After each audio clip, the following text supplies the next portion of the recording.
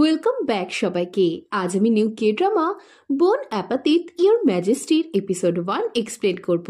তো চলো শুরু করা যাক। তো সিরিজের শুরুতে আমাদের গল্পের নায়িকা জিয়ংকে রাজপ্রহরীরা দরবারে সকলের সামনে ধরে আনে। জিয়ং মনে মনে বলছিল, আমার সামনে এখন যে বসে আছে সে হলো রাজা ইয়নহি, জোসনের সবচেয়ে কঠোর শাসক, যে আবার খেতেও ভালোবাসে। এই সময় মন্ত্রীরা রাজার কাছে জিয়ং এর মৃত্যুদণ্ড চাইলে জিয়ং ভীষণ ভয় পেয়ে যায়। ইহিয়ন তলোয়ার বের করে বলে, কাল এই মহিলা আমায় এমন কিছু খাইয়েছে যাতে আমি অবাক হয়ে গেছি, তাই আমি এই মহিলাকে রাজকীয় রান্নাঘরের হেডশেফ পদে নিযুক্ত করছি। এই শুনে সকলে হাঁ হয়ে যায়। জিয়ং মনে মনে বিরক্ত হয়ে ভাবে সে একজন 3 স্টার মিশলির শেফ হওয়ার স্বপ্ন দেখে এসেছে, আর শেষকালে তাকে রাগী শাসকের জন্য রান্না করতে হবে। ইহিয়ন বলে যদি সে তার কথায় রাজি না হয় তবে তাকে মরতে হবে। এই শুনে জিয়ং ভয় পেলেও সে ঠিক করে সে হার মানবে না, তাই সে রাজার রাঁধুনি হতে রাজি হয়ে যায়। এখন সিন এই ঘটনার কিছুদিন আগের ঘটনায় চলে আসে। জিয়ং আসলে একজন শেফ যে 2025 সালে হওয়া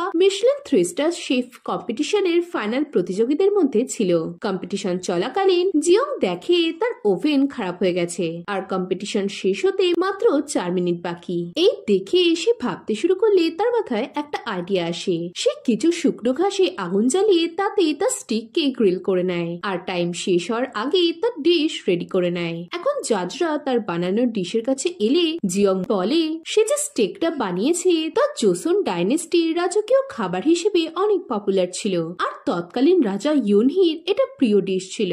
জাজরা তার ডিশ ট্রাই করলে তা তাদের ভীষণ পছন্দ হয়, আর কুকিং কম্পিটিশনটা জিতে জিয়ং মিশলিন 3 স্টার শেফ হয়ে যায়। পরদিন জিয়ং তার বাবার সাথে ফোনে কথা বলছিল। তার বাবা তাকে বলে তার ঠিকানায় জোসন ডাইনেস্টির একটা পুরনো বই আসবে, তাই জিয়ং যেন কোরিয়া ফেরার সময় বইটাও সাথে করে নিয়ে আসে। নেক্সট ডে জিয়ং বইটা নিয়ে কোরিয়ায় ফিরছিল। পাইলট অ্যানাউন্স করে যে সূর্যগ্রহণ শুরু হয়ে গেছে, তাই প্যাসেঞ্জাররা তাদের জানলা দিয়ে বাইরে তাকালে এই সুন্দর দৃশ্যটা দেখতে পাবে। এই সময় জিয়ং এর পাশের সিটে বসা লোকটার হাত লেগে কফি কাপ উল্টে পড়লে জিয়ং এর উপর তা পড়ে যায়। জিয়ং দেখে তার বাবার বইটার উপরও কিছুটা কফি পড়েছে। এই দেখে সে তাড়াহুড়ো করে টয়লেটে গিয়ে বইটা বের করে তা পরিষ্কার করতে যায়। এই সময় জিয়ং দেখে বইটাতে অনেক রান্নার রেসিপি লেখা, আর বইয়ের শেষ পাতায় লেখা আছে, যখন আমার প্রিয়তমা এই লাইনগুলো পড়বে তখনই সে আমার কাছে পৌঁছে যাবে। এই লেখাটা পড়ার সময় হঠাৎ বইয়ের কভারটা জ্বলজ্বল করে ওঠে। এদিকে তখনই বাইরে সূর্যগ্রহণ তার চরম সীমায় পৌঁছে গিয়েছিল। হঠাৎ করে টয়লেট অদ্ভুত রকম ভাবে কাঁপতে শুরু করে, আর একটা পোর্টাল খুলে গিয়ে জিয়ং তার সময়ের বহু আগে জোসন ডাইনেস্টিতে পৌঁছে যায়। পরের জোসনের তৎকালীন রাজা ইহিয়ন বনে শিকারে ব্যস্ত ছিল। তার সহচর বলে এবার তার ফিরে চলা উচিত, নয়তো গতবারের মতো এবারও তার উপর শত্রুপক্ষরা হামলা করতে পারে। কিন্তু ইহন তা শোনে না। এই সময় সেখানেও সূর্যগ্রহণ শুরু হয়। রাজা যে এখনো মহলে ফেরেনি এতে রানী দোয়াগের ভীষণ চিন্তিত হয়ে পড়েছিল। অন্যদিকে মন্ত্রীরাও সূর্যগ্রহণের সময় রাজার শিকারে যাওয়ার ব্যাপারটা ভালো চোখে দেখছিল না। এরই মধ্যে রাজকুমার জেসান ফুট কেটে ওঠে যে রাজা নিশ্চয়ই কোনো বিষয়ে চিন্তায় আছে বলেই এমন সময় রাজা শিকারে গেছে। নেক্সট দিনে ইহন রাজসচিব কোথায় আছে জানতে চাইলে সেনাপতি শিন জানায় তিনি রাজার অন্দরমহলের দাসীদের ব্যবস্থা করতে গিয়ংহিতে গেছেন। এই শুনে ইহন ঘোষণা করে তারা শিকার শেষে গিয়ংহিতে যাবে, তবে আজ যে বেশি সংখ্যায় হরিণ শিকার করবে তাকে সে পুরস্কার দেবে। এই শুনে শিন ঘাবড়ে বলে রাজা যদি আজ সূর্যগ্রহণের নিয়ম না মানে তবে দেবতা তার উপর ক্রুদ্ধ হবেন, ডাইনিরাও তার কাছে আসতে পারে। এই বলার সাথে সাথে চারিদিক কালো হয়ে যায়, আর ইহন বলে সেসব কুসংস্কারে বিশ্বাস করে না। নেক্সট দিনে জিয়ং এর জ্ঞান ফিরলে সে ঘাবড়ে যায়। ফোনে নেটওয়ার্ক নেই দেখে সে বুঝতে পারছিল না সে কোথায় আছে। তখনই তার দিকে তীর ছুটে আসে, আর একটা তীরের আঘাতে সে জাল ছেড়ে মুক্ত হয়। জিয়ং ঘাবড়ে একটা গাছের পেছনে লুকিয়ে পড়লে সে তার সামনে ঘোড়ার পিঠে ইহনকে ছুটে আসতে দেখে, কিন্তু সে জানতো না যে ইহন রাজা। এদিকে ইহন জিয়ং এর পোশাক দেখে ভাবে সে হয়তো ডাইনি, তাই সে তার পিছু নেয়, আর তারা একটা খাদের ধারে পৌঁছে যায়। জিয়ং বাঁচার জন্য ব্যাগ থেকে একটা স্টান গান বের করে ইহনকে দেখে ভাবে সে তো কোনো অ্যাক্টর। এদিকে ইহন তাকে ডাইনি মনে করে তীর উঁচিয়ে প্রশ্ন করে সে মানুষ না ভূত নাকি কোনো ডাইনি। এতে জিয়ং ভয় পেয়ে বলে সে একজন মিশলিন 3 স্টার শেফ, কিন্তু ইহন তার কোনো কথাই বুঝতে পারছিল না। সে তীর মেরে জিয়ং এর ব্যাগ খাদে ফেলে দিলে জিয়ং রেগে ইহনকে তুইতুকারি করতে শুরু করে বলে সে তাইকোন্ডু জানে, সে তাকে এখনই মেরে কাট করে দিতে পারে। এসব দেখে ইহন তার তীর বের করতে গেলে দেখে তার তীর শেষ। তাই এবার সে তার তলোয়ার বের করে জিয়ং এর দিকে এগোলে তারা দুজনেই খাদের দিকে চলে আসে। জিয়ং ভয়ে ভগবানের নাম নিয়ে বলে হে বুদ্ধ, আমায় তুমি বাঁচাও। আর তখনই একটা তীর ছুটে এসে ইহনের বুকে লাগে। এতে করে ইহন জিয়ং এর উপর অজ্ঞান হয়ে পড়লে তারা দুজনেই পাহাড় থেকে নিচের নদীতে এসে পড়ে। কিছু পর সেনাপতি সেন দলবল নিয়ে খাদের ধারে এসে রাজার ধনুককে পড়ে থাকতে দেখে বোঝে যে রাজা বিপদে পড়েছে। তাই সে জঙ্গলের মধ্যে রাজাকে খুঁজে বের করার আদেশ দেয়। নেক্সট দিনে জিয়ং এর জ্ঞান ফিরলে সে পাশে ইহনকে দেখে ভয় পেয়ে যায়। ইহন যে সত্যি আহত এটা দেখে সে বুঝতে পারছিল না এসব কি হচ্ছে। সে নিজের স্কার্ফ ইহনের ক্ষততে বেঁধে তাতে ভ্যাসলিন লাগিয়ে দেয়। এরপর অ্যাম্বুলেন্সে কল করার জন্য সে ইহনের পকেট হাতড়ে তার ফোন আছে কিনা দেখার চেষ্টা করছিল। তখন ইহন তার ছোড়া বের করে বলে তুমি কি এটা খুঁজছো?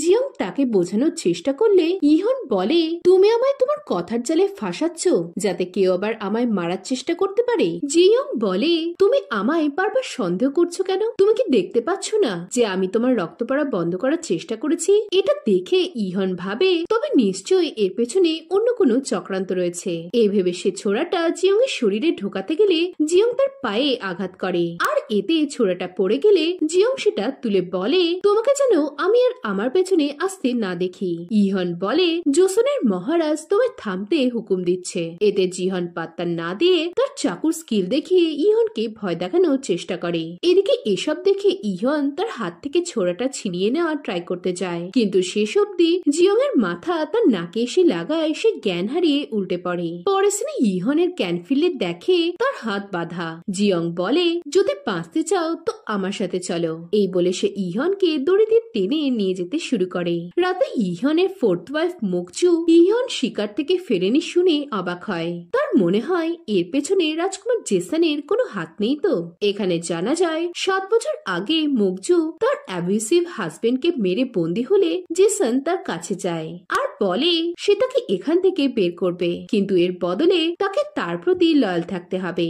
এখন বর্তমানে মুকজুর মনে হয় জেসন সঠিক সময়ের জন্য ওয়েট করে আছে, সে এখন কিছু করবে না। এই ভেবে সে জেসনকে চিঠি পাঠিয়ে রাজার না ফেরার ব্যাপারে খবর দেয়। এখন জেসনের দলের মন্ত্রীরা আলোচনা করছিল হয়তো 10 বছর আগের ঘটনার জন্যই কেউ রাজার উপর বদলা নেওয়ার চেষ্টা করছে।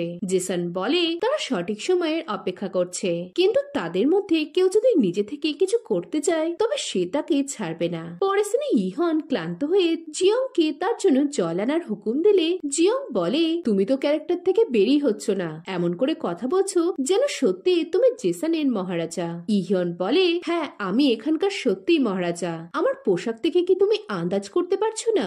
জিয়ং বলে এসব পোশাক তো ভাড়া পাওয়া যায়, টুরিস্টরা এসব ভাড়া করা পোশাক পরে প্যালেসে গিয়ে ছবি তোলে। এই শুনে ইহন হতাশ হয়ে বলে সে কি করলে জিয়ং তাকে বিশ্বাস করবে যে সে মহারাজা। এতে জিয়ং পাত্তা না দিলে ইহং হঠাৎ বলে ওঠে তুমি আমার যোগ্য না, কিন্তু তাও প্যালেসে পৌঁছে আমি তোমার সাথে এক রাত কাটিয়ে নিতে পারবো।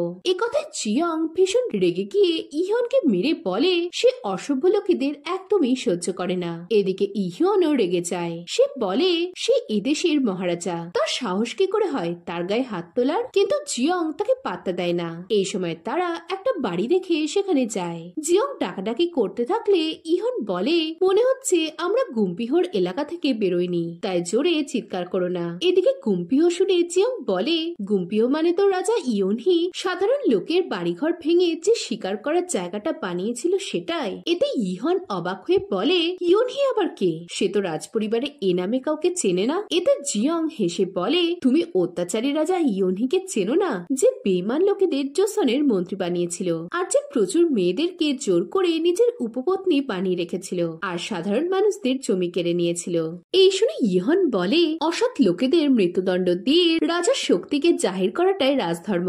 জঙ্গলে থাকা লোকেদের অন্য এলাকায় পুনর্বাসনের ব্যবস্থা করে দেওয়া হয়েছে আর উপপত্নী বানানোটা অনেক ভালো কাজ। রাজা মেয়েদের উপর কৃপা করে নিজের বংশকে এগোয় আর সেই মেয়েদের দেখভাল করে। এতে জিয়ন ইয়োনহিকে থার্কি বললে তাই ইহিয়নের গায়ে লাগে।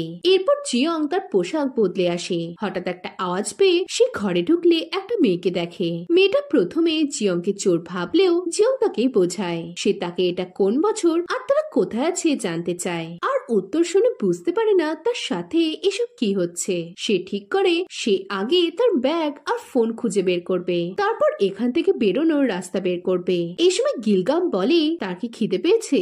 জিয়ং বলে সে কি খাওয়ার পর তার সাথে পাহাড়ের কাছে যাবে, সেখানে তার কিছু দরকারি জিনিস পড়ে আছে। এরপর তারা বাইরে এলে গিলগাম ইহিয়নকে দেখে অবাক হয়। এরপর তারা রান্নার জোগাড় শুরু করে। জিয়ং তার জ্যাকেটের পকেটে থাকা বাটার ও গোচুজাং ইউজ করে সবার জন্য খাবার বানায়। এরপর সে ইহিয়নকে ঘুম থেকে তুলে খাওয়ার কথা বললে ইহিয়ন প্রথমে বলে সে খাবে না, কিন্তু জিয়ং তাকে নাটক না করে চুপচাপ হাঁ করতে বলে। ইহিয়ন বলে যদি তুমি প্রথমে এটা নিজে খাও তবে আমি খাবো। এই সময় গিলগাম ইহিয়নকে দেখে ইতস্তত করছিল। জিয়ং তার কানে কানে বলে সে একটু পাগল আছে, তাই তাকে ভয় পাওয়ার দরকার নেই। এদিকে ইহিয়ন গিলগামের পরিচয় জানতে চেয়ে চিৎকার করে বলে গুম্পিওতে তার বাড়ি কি করে হতে পারে। ধমকে গিলগামের ভয় পেলে জিয়ং হেসে তাকে বলে তোমরা দুজনেই কি ক্যারেক্টার ছেড়ে বেরোতে পারছো না। এই বলে সে খাবারের দিকে মন দিলে ইহন বুঝতে পারছিল না এটা আবার কি খাবার। জিয়ং টেস্ট করে বলে এটা একদম পারফেক্ট হয়েছে। এরপর সে ইহনকে খাওয়ালে ইহনের তা ভীষণ ঝাল লাগে। গিলগামও তার টেস্ট করলে তারও গলা চলে যায়, কিন্তু সে বলে এমন খাবার সে আগে কখনো খায়নি। প্রথমে ঝাল লাগলেও ধীরে ধীরে ঝালটা চলে গেলে এটা অনেক টেস্টি লাগছে। এই শুনে জিয়ং খুশি হয়। এদিকে তাদের খেতে দেখে ইহনেরও জিভে জল আসছিল। এটা বুঝতে পেরে জিয়ং তাকে খাইয়ে দেয় আর খাবার খেতে খেতে ইহনের নিজের মায়ের কথা মনে পড়ে যায়। নেক্সট ডে ইহিয়ন ঘুমিয়ে পড়েছে ভেবে জিয়ং ও গিলগাম পাহাড়ের ধারে যাওয়ার জন্য বেরিয়ে পড়ে। নদীর ধারে এসে তারা নদীতে নেমে গা হাত পা ধুতে থাকে। অন্যদিকে তখন সেনাপতি শিন রাজা ইহিয়নকে উদ্ধার করে ফেলে। ইহিয়ন সকলকে আদেশ দেয় যে তারা যেন ওই মেয়ে দুজনকে তার সামনে ধরে আনে। এই বলে তারা গিলগামের বাড়িতে আগুন লাগিয়ে চলে যায়। নেক্সট দিনে গিলগাম জিয়ংকে চোর ভাবার জন্য ক্ষমা চাইলে জিয়ং বলে দোষ তারও রয়েছে, সে না বলে তার পোশাক পরে ফেলেছিল। এরপর সে জানতে চায় গিলগাম এই জঙ্গলে কেন রয়েছে। গিলগাম জানায় সে রাজার উপপত্নী হওয়া থেকে বাঁচার জন্যই এখানে লুকিয়ে আছে। এই শুনে জিয়ং অবাক হয়ে বলে এসব তো জোসন ডাইনাস্টিতে হতো। গিলগাম হেসে বলে এটা জোসন নয় তো আর কি। এই শুনে জিয়ং বুঝতে পারে ইহন তাকে সঠিক বলছিল।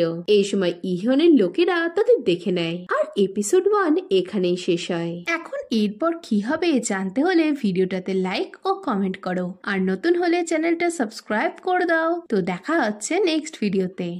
বাই।